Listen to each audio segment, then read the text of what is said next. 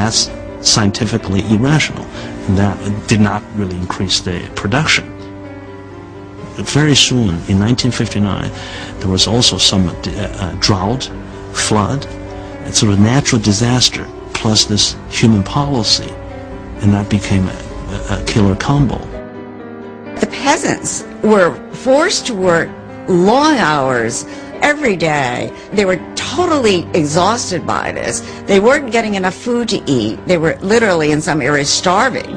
And it is estimated that this utopian idea led to the death of 30 to 40 million Chinese peasants. A century earlier, Karl Marx had dreamt of the final stage of socialism, a society of complete human fulfillment, where a person might hunt in the morning, fish in the afternoon, and write poetry in the evening. He called it communism. In Russia and China, the word had come to mean something very different. But communism was far from the only form of socialism to flourish after the war. In Western Europe and a few other places, a competing version was making new gains. It was called democratic socialism, or more often, social democracy. Its adherents were convinced that the true, humane, and democratic essence of socialism could still be reclaimed from impostors like fascism and communism. At the forefront of the movement was Britain's Labour Party, which challenged Winston Churchill in the first general election after Germany's surrender. We have shown that we can organize the resources of the country to win the war. We can do the same in peace. As Britain went to the polls, socialism's greatest hopes rode on the shoulders of Labour's unassuming leader, Clement Attlee.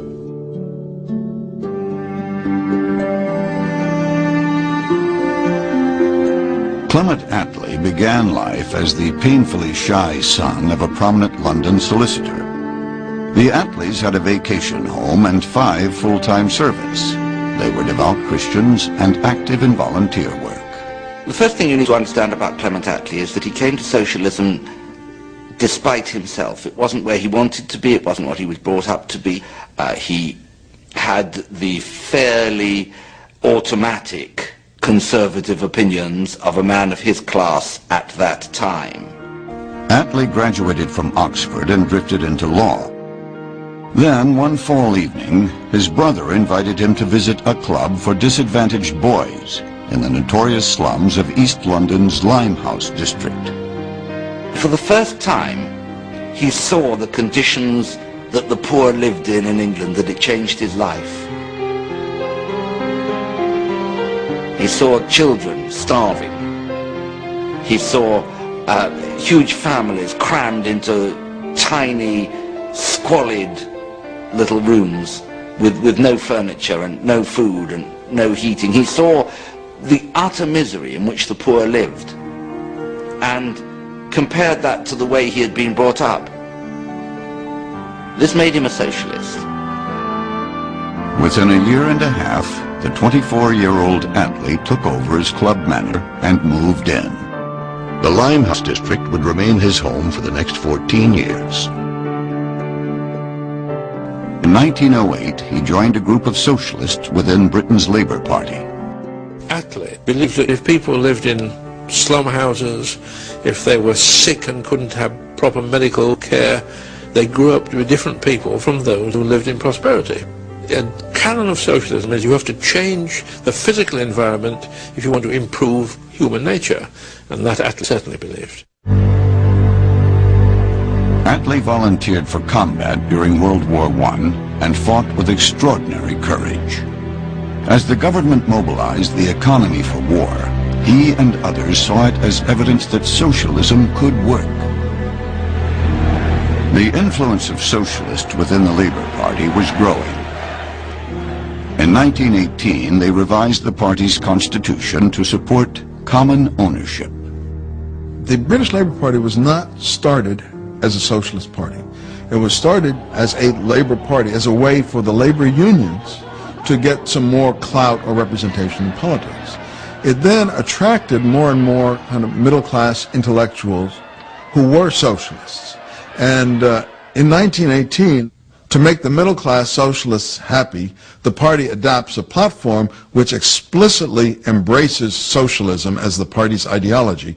And where it does so is in this section that's called Clause 4, which basically said what we believe in is a society in which all the productive power is owned socially, meaning by the government or by the community. Attlee rose to become the Labour Party's leader. During World War II, he was second only to Winston Churchill in Britain's national unity government.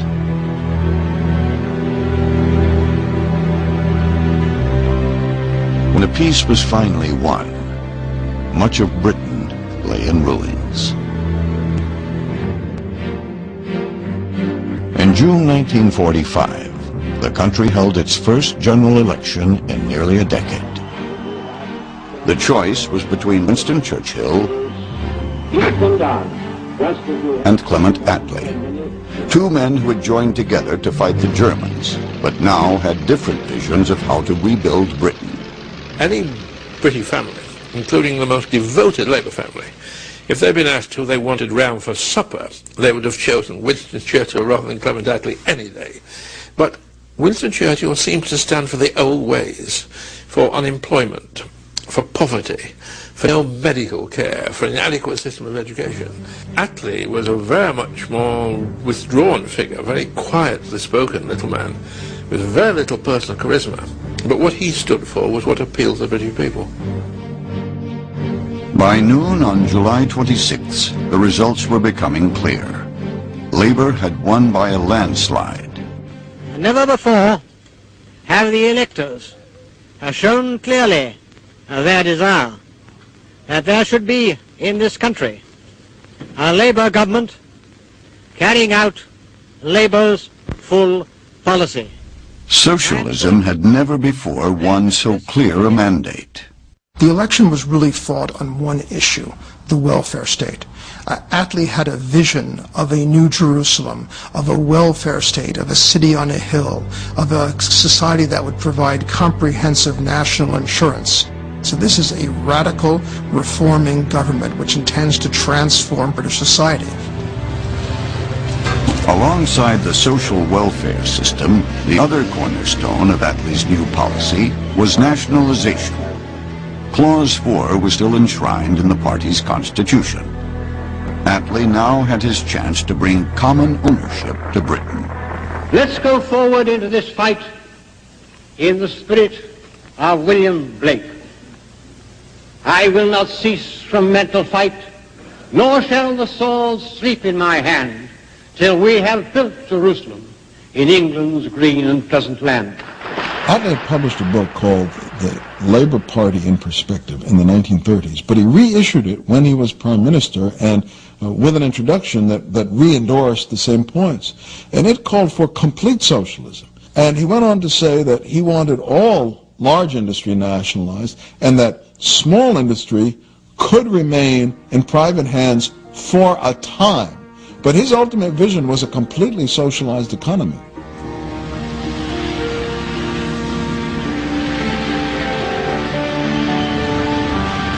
Attlee's government would remain in power for 6 years. Before it left office in 1951, it had nationalized much of the country's industry and introduced an array of social welfare programs. They took into public ownership coal, rail, steel, road haulage, gas and electricity. They created a national health service, free medical care for everybody. They instituted a system of pension by rights at a level which made old age dignified, if not prosperous.